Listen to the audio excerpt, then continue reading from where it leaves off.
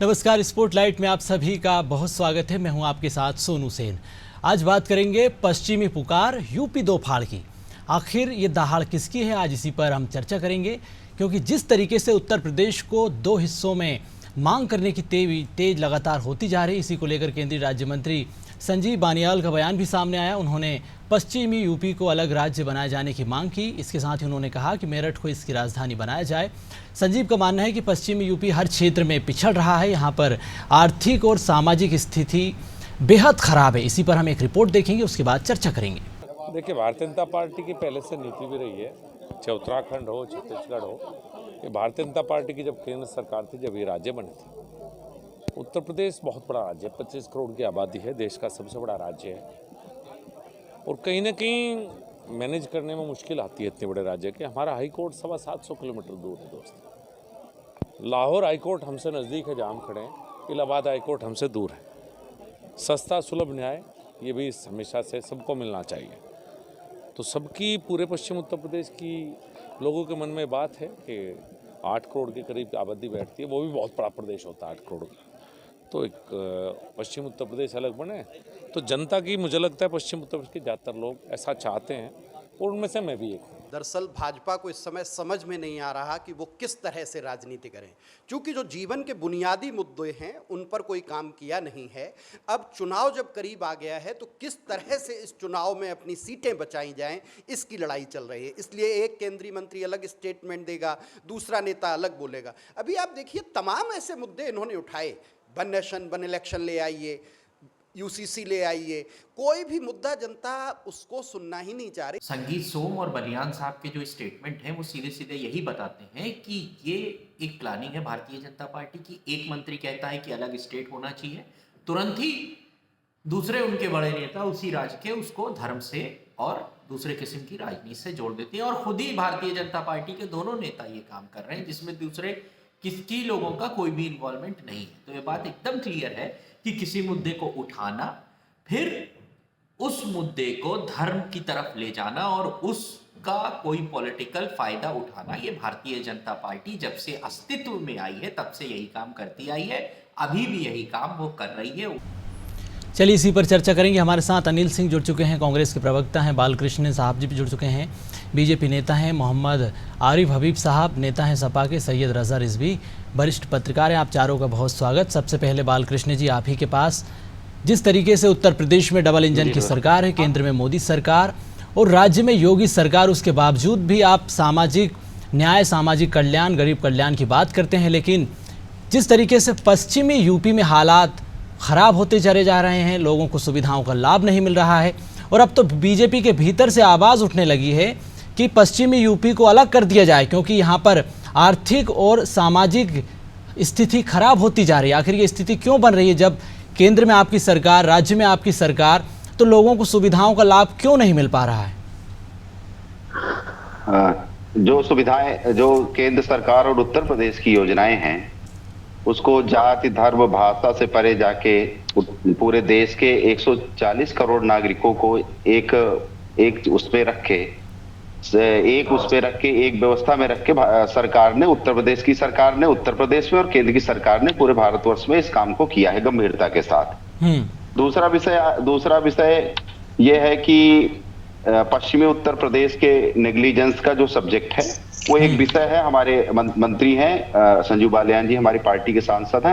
हम एक प्रजातांत्रिक पार्टी है, डेमोक्रेटिक दल हैं, जिसमें जिस क्षेत्र से जो व्यक्ति आता है वो अपना विषय रखने के लिए स्वतंत्र है, वहां की समस्याओं को लेके, वहां की व्यवस्था को लेके।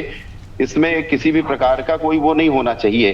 संजीव बालियान जी का अपना मत है, क्योंकि वहां वो रिप्रेजेंट करते हैं पश्चिमी उत्तर प्रदेश को, तो उस दृष्टि से उन्होंने अपनी बात कही है।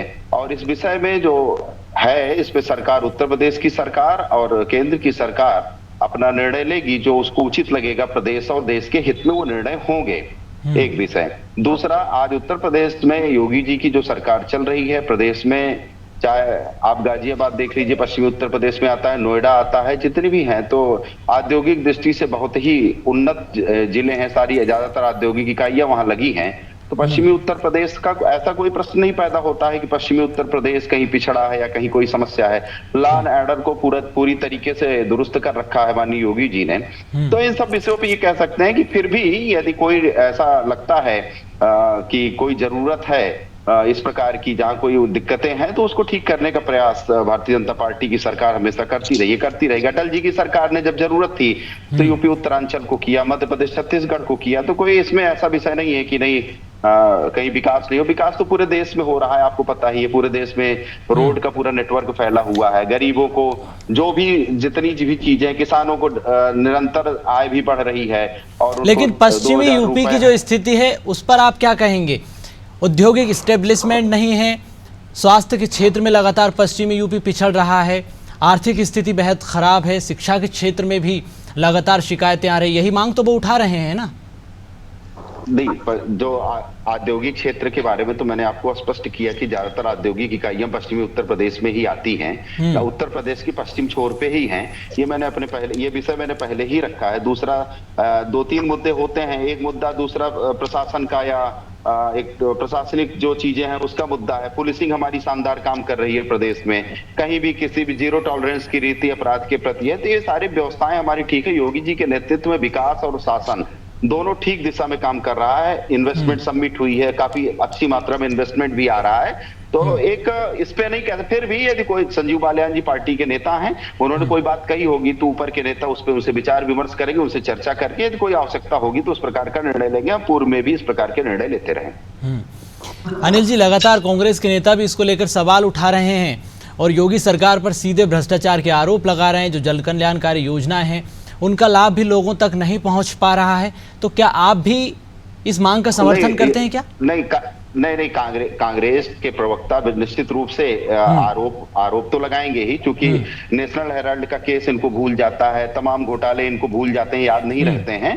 तो कोई ये नहीं बता सकते कि भ्रष्टाचार क्या हुआ, बस ये कह सकते हैं कि भ्रष्टाचार हो रहा है, भ्रष्टाचार हो रहा है। तो ये तो ठीक है, एक तरीके से छिद्रान्वेषी जीव हैं, छिद्रान्वेषण करें। छिद्रान्वेषण की प्रवृत्ति सामान्य मनुष्यों में पाई जाती है, इनमें भी होगी, प्रवक्ता साहब में भी, कांग्रेस में भी होगी, करना चाहिए।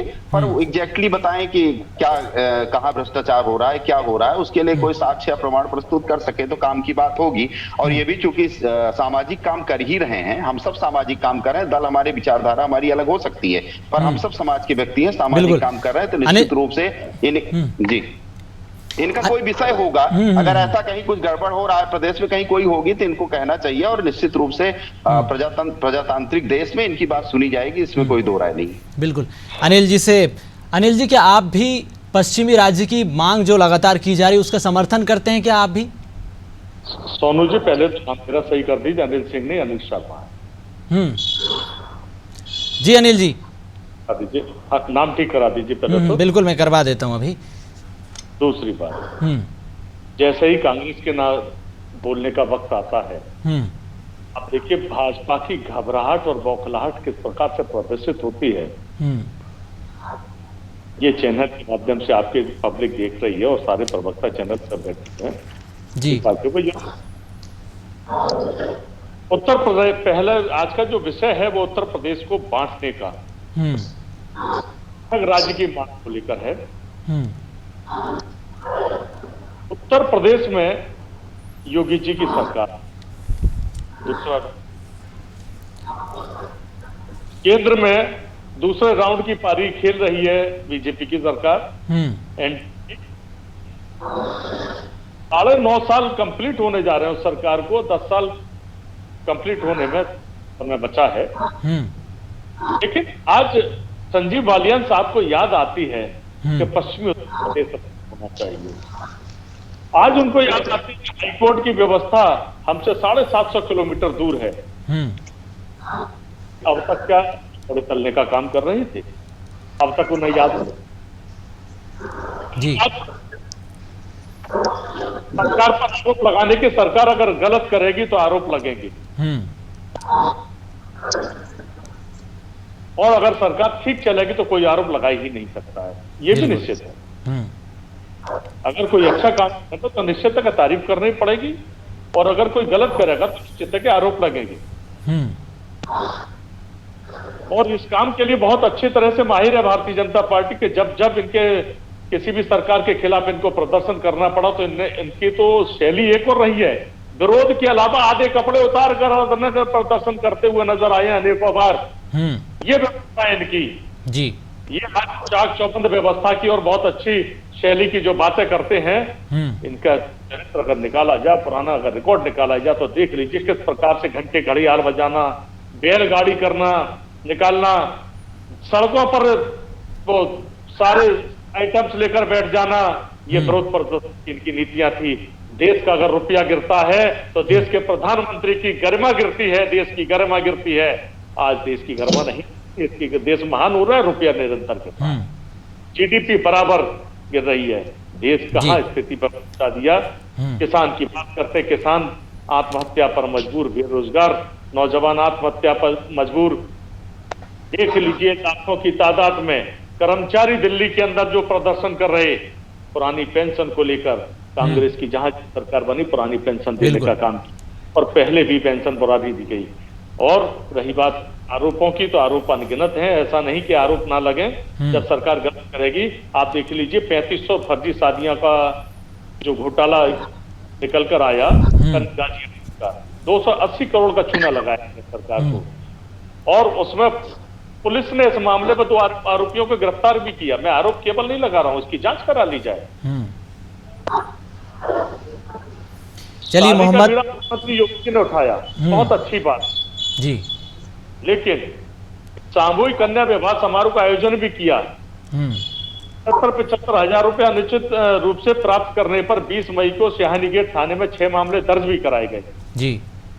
इसके मामले में पुलिस ने 2 व्यक्तियों को, अनुज और राजेंद्र को गिरफ्तार किया गया। 20 सितंबर को भी 2 अभियुक्तों को गिरफ्तार किया कर जेल भेजा था। गाजियाबाद में 3500 शादियां हुई। बिल्कुल, इस तरह के कई मामले हैं। जी जी बिल्कुल। मोहम्मद आरिफ साहब भी हमारे साथ जुड़े हुए हैं, सपा नेता हैं, उनसे भी सवाल लेते हैं। आरिफ साहब, जिस तरीके से पश्चिमी यूपी पर अनदेखी के आरोप लग रहे हैं कि यहाँ पर IIT, IIM और मेडिकल कॉलेज, इंजीनियरिंग कॉलेज नहीं है, उसकी वजह से भी लोगों को काफ़ी परेशानी हो रही है, और माना जा रहा है कि सपा भी इसको लेकर समर्थन कर रही है। बसपा तो पहले से ही अलग राज्य की मांग करती आ रही है, RLD भी पहले ही इसका समर्थन कर चुकी है। समाजवादी पार्टी का कोई भी आधिकारिक बयान अभी इस मुद्दे पर नहीं आया। मैं समझता हूँ निजी तौर पर अलग अलग दल के लोग जी, अलग अलग दल के बड़े नेता वो अपनी समर्थन में बातें कह रहे हैं, लेकिन समाजवादी पार्टी का कोई आधिकारिक बयान इस पर अभी तक आया नहीं जी। मैं भी जो कहूंगा वो मेरी निजी राय है। मैं तो समझता हूँ कि संजीव बालियान साहब ने जो बातें कही, ये एक तरीके से केंद्र की और प्रदेश की सरकार को निकम्मा साबित करने के लिए, क्योंकि अभी हमारे कांग्रेस के साथी प्रवक्ता ने बताया कि 9 साल से ज्यादा हो रहा है, 10 साल होने वाला है केंद्र की सरकार को, और 6 साल होने वाला है तकरीबन प्रदेश की सरकार को। तो अगर ये कमियां उनके समझ में आई थी तो बहुत देर हो गई, और अब इस वक्त इस तरह की बातें करना, मैं तो यही समझता हूँ कि जन उपयोगी, जनहित के मुद्दों से भटकाने वाली बात है ये, और लोगों को भ्रम में फैलाने वाली बात है, पहली बात।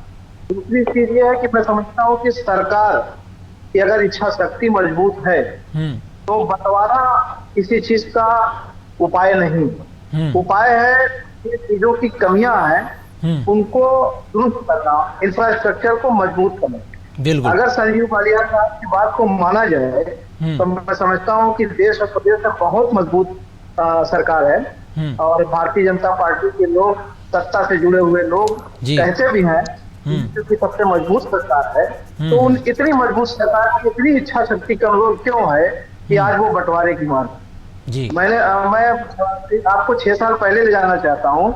माननीय अखिलेश यादव जी की जब सरकार थी तो उन्होंने एक्सप्रेसवे दिया जो 2014 में शुरू हुआ और 2016 में जनता को समर्पित कर दिया। आज दिल्ली से लखनऊ की दूरी को कितना कम कर दिया, कितनी आसानी से लोग पहुंच जाते हैं। मेरठ, अलीगढ़, मुरादाबाद, रामपुर पहले नहीं पहुंच पाते थे। ये एक इंफ्रास्ट्रक्चर को मजबूत करने वाली बात है। जो लोग आज कह रहे हैं कि 750 किलोमीटर प्रयागराज है, हमारी हाई कोर्ट दूर है, तो आज उनको लखनऊ आने में दिक्कत नहीं है। हम कह रहे हैं कि किसने रोका है संजीव बालियान साहब को, संगीत रोम साहब को, प्रदेश की सरकार को, केंद्र की सरकार को, कि वो एक बेंच मेरठ में या मुरादाबाद में या रामपुर में, पश्चिम में कहीं भी खोल दें। अगर वो खोल दे तो वो जनता को आसानी हो जाएगी। जनता को सुविधाएं देने की बात कीजिए, बंटवारे की बात वही करता है जो कमजोर होता है। और मैं समझता हूं कि पिछले 9 साल की केंद्र की सरकार और भारतीय जनता पार्टी की उत्तर प्रदेश की 6 साल की सरकार नितांत कमजोर है। इसलिए जनता को भरमाने के लिए 2024 में इस तरह की बातें लाई जा रही है जिसमें खुद पार्टी के लोग भी सहमत नहीं। बिल्कुल। सैयद रजा साहब भी हमारे साथ जुड़े हुए हैं। सैयद साहब, आप इस पूरे घटनाक्रम को किस तरह से देखते हैं? यूपी में अलग राज्य की मांग की जा रही है और इसमें तर्क यही दिया जा रहा है कि पश्चिमी यूपी में सरकार की योजनाओं का लाभ नहीं पहुंच पा रहा है, वहां पर स्वास्थ्य की जो व्यवस्थाएं हैं वो नहीं है, IIT एम्स के अलावा जो अन्य व्यवस्थाएं हैं उसकी भी वो लगातार मांग कर रहे हैं। न्यायालय की प्रक्रियाओं में काफ़ी दिक्कत होती है, कोर्ट जाने में दिक्कत होती है। तो ये तमाम समस्याएं हैं, इसका समाधान किस तरह से होगा और कितनी बात इसमें आपको दिखती है कि ये चीज़ें सही हैं? देखिए, एक तो जो सोनू जी ये मांग की गई है, ये मांग एक तरीके से ये भी है कि जैसे बड़े बड़े जिले होते थे उन जिलों को छोटा किया गया तो वहाँ डेवलपमेंट की स्कीम पहुंची। जैसे मान लीजिए गोंडा जनपद में, गोंडा का रहने वाला हूँ, तो गोंडा जनपद को एक जिला और बलरामपुर बनाया गया। तो जाहिर सी बात है इसमें बलरामपुर में एक डिस्ट्रिक्ट मजिस्ट्रेट बैठा, ADM बैठे, एक SP बैठा, तो उसके बाद उस जिले का डेवलपमेंट जो है ऑटोमेटिक बजट वगैरह सब पहुंचना शुरू हो जाता है, तो उससे उसका डेवलपमेंट होता है। ये सही है कि उत्तर प्रदेश बहुत बड़ा है, 80 लोग सभा के जो है सदस्य आते हैं, 75 जनपद है। और जैसा कि आपने बताया कि अगर देखा जाएगा पश्चिमी क्षेत्र में कम से कम 8 करोड़ की आबादी है। 8 करोड़ की आबादी के तो बहुत से जो है वो कंट्री है, उससे कम आबादी की भी कंट्रियां हैं, 5-5 करोड़ की, 4-4 करोड़ की कंट्रियां हैं। तो आप समझिए कि अगर ये बदलता है और ये पश्चिमी जो है स्टेट के रूप में अगर बनता है तो बहुत अच्छा है। लेकिन बात ये आती है जब मायावती भी जो 2012 में थी तो उन्होंने भी जो है विधानसभा के अंदर एक प्रस्ताव लाया था कि साहब वो पूर्वोत्तर, पश्चिम और अवध और बुंदेलखंड मिला करके जो है वो 4 राज्य की स्थापना की जाएगी। जाहिर सी बात है कि जो है वो BSP ने विधानसभा से इसको पास भी कराया था और केंद्र में जाना था, केंद्र से इसको होना था। अगर इसको करना है तो बहुत अच्छे तरीके से कर सकते हैं। बालियान जी ने अगर आवाज उठाई है, संजीव बालियान ने, तो बहुत सोच समझ के उठाई है, क्योंकि संजीव बालियान जी जब चुनाव लड़े थे, आप समझिए, तो वो वोट पा गए थे 5,69,535 और अजीत सिंह जी वोट पाए थे 5,75,753, यानी 6,526 वोट से वो जीते थे। तो अब जाहिर सी बात है वो नेता हैं, उनको अपना वोट बढ़ाना है, तो कुछ ना कुछ आम जनता की जब आप बात करेंगे और आम जनता की मदद की बात करेंगे, आम जनता की तरक्की की बात करेंगे, बहबूदी की बात करेंगे, तो आम जनता आपकी तरफ आकर्षित होगी।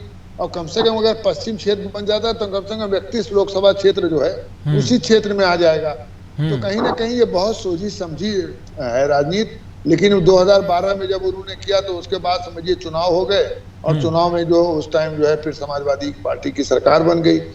तो चुनाव के टाइम जाहिर सी बात है कि लोकसभा का चुनाव है और उन्होंने आवाज उठाई है, तो इनकी आवाज को उत्तर प्रदेश शासन, उत्तर प्रदेश सरकार को चाहिए कि विधानसभा से आराम से पास करा सकते हैं, विधानसभा में बहुमत है और उसके बाद केंद्र में उनकी सरकार है। मायावती ने किया था तो मायावती में केंद्र में उनकी कोई सरकार नहीं थी कि उनकी अपनी कोई सरकार होती है BSP की, तो BJP की अपनी सरकार है। ये हो सकता है, ऐसा नहीं हो सकता है। और हमारे एक साथी ने बंटवारा कहा, बंटवारा ठीक नहीं होता है, इंफ्रास्ट्रक्चर को मजबूत करने की बात करनी चाहिए। तो बंटवारा ही इंफ्रास्ट्रक्चर को मजबूत करने की ही बात होती है, उससे इंफ्रास्ट्रक्चर ही मजबूत होगा कि वहाँ चीफ मिनिस्टर पत्रकारों में 1 मिनट के लिए कहूंगा, चंदौली एक जनपद है जो बनारस से काट करके अभी वहाँ अधिवक्ता और भारतीय जनता पार्टी के RSS के बड़े नेता जो अधिवक्ता भी, वो वहाँ से पैदल यात्रा लेकर के निकले थे, लखनऊ से दिल्ली, चंदौली से बनारस होते हुए, जौनपुर होते हुए, वो लखनऊ जाएंगे सुल्तानपुर होते हुए और वहां से दिल्ली जाएंगे पैदल। और उन लोगों ने ये मांग किया कि चंदौली को बटे हुए कई साल हो गए, 26 साल हो गए, लेकिन 26 साल में अभी तक चंदौली को वहाँ की कोर्ट नहीं मिली, वहाँ मजिस्ट्रेट जिला जज के बैठने के लिए जगह नहीं है। तो कहने का मतलब ये कि बंटवारा ही कोई चीज का उपाय नहीं है। रजा साहब की बात को मैं डिनाई नहीं कर रहा हूँ, लेकिन मैं भी ये कह रहा हूँ कि इच्छा शक्ति अगर सरकार में होगी तो वो इंफ्रास्ट्रक्चर दे सकती है। जैसे अखिलेश यादव ने 100 नंबर स्क्वाड एम्बुलेंस 10 नब्बे लेकर के लोगों का मनोबल बढ़ाने का काम किया था। यह इच्छा शक्ति अखिलेश यादव जी की थी। उन्होंने मेट्रो बनाने का काम किया। आज उत्तर प्रदेश की सरकार के पास इस तरह की कोई योजनाएं नहीं है जो वो गिना सकती है जो धरती पर जनता की उपयोगी हो। बिल्कुल। अनिल जी, आपको क्या लगता है, क्या बंटवारे से समस्या का समाधान हो जाएगा क्या? सोनू जी, जिस प्रकार की स्थिति भारतीय जनता पार्टी की सरकार है, इसकी मंशा केवल राजनीतिक डुगडुगी बजाने की है। उत्तर प्रदेश में अब जैसे आगरा में हाईकोर्ट बेंच की स्थापना की मांग को लेकर एक अरसे से आंदोलन चल रहा है जी। क्या कभी भाजपा ने इसको समर्थन देने की बात कही या इसकी उपयोगिता को समझा? आजादी से पहले अंग्रेजों का जब राज्य था तब आगरा में हाईकोर्ट हुआ करता था, लेकिन जब हाईकोर्ट बेंच की स्थापना की बात की जा रही है, आप 750 किलोमीटर की दूरी आपको याद आती है, लेकिन आपकी सरकार है तो हाईकोर्ट बेंच की स्थापना आगरा में करिए ना। फिर क्यों नहीं करना चाहते? आवश्यकता आविष्कार की जन नहीं, जब कमिश्नरेट हो सकता है आगरा, मेट्रो सिटी हो सकता है, तो यहाँ हाईकोर्ट बेंच की स्थापना क्यों नहीं हो सकती? अंतर्राष्ट्रीय हवाई अड्डा यहाँ स्थापित क्यों नहीं हो सकता? क्यों जेवर ले जाया गया जी? उत्तर प्रदेश सरकार की और केंद्र सरकार की जो मंशा है केवल राजनीतिक डुगडुगी बजाने की है। बाकी इनको जनता की समस्या से कोई मतलब नहीं है। केवल चुनाव आने तक इनको सारी बातें याद आने लगती हैं और जब तक इनकी सत्ता रहती है तब तक ये मौज लेती है, चाहे कल्याण साहब हो या कोई और साहब हो। ये सरकार प्रधानमंत्री जी कह रहे हैं कि हर वर्ष एक IIT खुल रहा है जी। बालकृष्ण जी से जवाब लेते हैं। बालकृष्ण जी, पूर्ण बहुमत की सरकार है आपके उत्तर प्रदेश में, केंद्र में भी मोदी सरकार है, बढ़िया विधानसभा से पास कराइए और 2 राज्य बना दीजिए, क्या दिक्कत है? मैं एक विषय कह दूं, पहले कांग्रेस के प्रवक्ता का जवाब दे दूं कि निश्चित रूप से हमने डुगडुगी बजाई है आपके 60-65-70 साल के भ्रष्टाचार पे। हमने जनता को जागरूक किया है कि भारत पीछे कैसे रह जाए, भारत की सीमाएं कैसे असुरक्षित हो, इसके बारे में हमने जनता को जागरूक किया। हमने डुगडुगी बजाई। सुन लीजिए, मैं सुनता रहा हूँ आपको। सुन लीजिए, हमने डुगडुगी बजाई है कि देश बनाने के बाद हमने डुगडुगी बजाई है कि कांग्रेस के नेता को भ्रष्टाचार में लिप्त नहीं पा सके आप, और जिसके आपके दो शीर्षक नेता सोनिया गांधी और Rahul Gandhi national Herald case में जमानत पे है। कम से कम आपको झूठ तो मत बोलिए। सत्ता में हासिल का रवैया करने का काम किया। क्यों झूठ बोल रहे हैं? आपके 2 नेता माँ बेटे दोनों जमानत पे हैं नेशनल हेराल्ड केस में, क्यों इस प्रकार की आप बात कर रहे हैं? तो हमने डुगडुगी बजाई है, के बाद डुगडुगी बजाई आपके भ्रष्टाचार पे। और जो हमने कहा कि हम देश के में इंफ्रास्ट्रक्चर को मजबूत करेंगे, सांस्कृतिक राष्ट्रवाद की स्थापना करेंगे देश में, भारतीय संस्कृति का पुनरुत्थान करेंगे इस देश में। वो समस्त काम विकास, सांस्कृतिक राष्ट्रवाद, आपने किसी को कामों को हमने करने का प्रयास किया और हम सफल भी रहे हैं। उसको निचले पायदान पर हुआ करते थे, वो विश्व पटल पर उससे ऊंचे पायदान पर आ गए। विश्व में आज भारत विश्व के 5वें नंबर की अर्थव्यवस्था है। बिल्कुल। आपकी जब सरकार थी तो विश्व में 6 नंबर पे थे। ये हमारे आपके बीच का अंतर है। चलिए बालकृष्ण जी, अनिल जी, समय की कमी है और आखिरी कमेंट आपसे लेना चाहूंगा। सैयद साहब, संक्षेप में अपनी बात रखें। देखिए, ऐसा है, अगर पश्चिमी प्रदेश बन जाता है तो इसमें कोई बुराई नहीं है। इससे डेवलपमेंट ही होगा, इससे विकास ही होगा। जाहिर सी बात है, हाईकोर्ट के बेंच बनेंगे और वहाँ जो है वो IIM के कॉलेजेस खुलेंगे, वहाँ पर एम्स के जो है मेडिकल कॉलेज बनेंगे, तो कहीं ना कहीं जो है तरक्की होगी। इंडस्ट्रियल एरिया है, देखिए मेरठ वगैरह जो है, आप देखिए गाजियाबाद, मेरठ, बागपत, मुजफ्फरनगर, ये सब इंडस्ट्रियल एरिया है। छोटे छोटे कुटीर उद्योग और बड़े बड़े उद्योग हैं वहां से, क्योंकि दिल्ली करीब है, तो कहीं ना कहीं उसका एक फायदा लोगों को मिलेगा। वहां के लोग, अगर मेरठ में मुख्यालय बनता है तो, या आगरा में बनता है तो कहीं ना कहीं आप सोनू सेन जी ये समझिए कि इससे फायदा होता है। लेकिन सरकार करने की नियत बना ले, जो भी सरकारें आती हैं वो नियत बना ले। बालियान के कहने से ठीक है, बालियान वहां के मुजफ्फरनगर के मेंबर ऑफ पार्लियामेंट हैं, उनके कहने से ठीक है, एक MP हैं, आप कहेंगे, आपकी बात की आवाज होगी, लेकिन आपको ये अपने फोरम पे, प्रॉपर फोरम पे इस बात को रखना चाहिए अच्छे तरीके से, जहां से आपकी आवाज मजबूती से उठ करके उस पर कार्रवाई हो सके। आपको माननीय मुख्यमंत्री इसे कहना चाहिए कि साहब विधानसभा के अंदर जो है इसको प्रस्ताव पारित कराइए। आपको माननीय प्रधानमंत्री इसे कहना चाहिए कि साहब विधानसभा से प्रस्ताव पारित करा करके केंद्र में जो है हमारी भी सरकार है वहां से प्रस्ताव पारित करा दीजिए। अब अगर भारतीय जनता पार्टी के लिए एक जिम्मेदार संजीव बालियान ने बात कही है तो उनको इस पर जल्दी से जल्दी क्रियान्वयन करा लेना चाहिए। बिल्कुल। और अगर ये करते हैं तो कहीं ना कहीं इसका असर इनको 31 मेंबर ऑफ पार्लियामेंट की सीट पर पड़ेगा, मिलेगा, ऐसा नहीं है कि नहीं मिलेगा। चलिए, बहुत धन्यवाद आप चारों मेहमानों का चर्चा में शामिल होने के लिए। तो एक बात तो साफ है कि उत्तर प्रदेश में अलग राज्य की मांग अब तेज हो गई है, लेकिन ये फैसला राज्य और केंद्र सरकार को करना है कि अलग राज्य होना या नहीं होना। फिलहाल चर्चा में इतना ही, मुझे दीजिए इजाज़त, नमस्कार।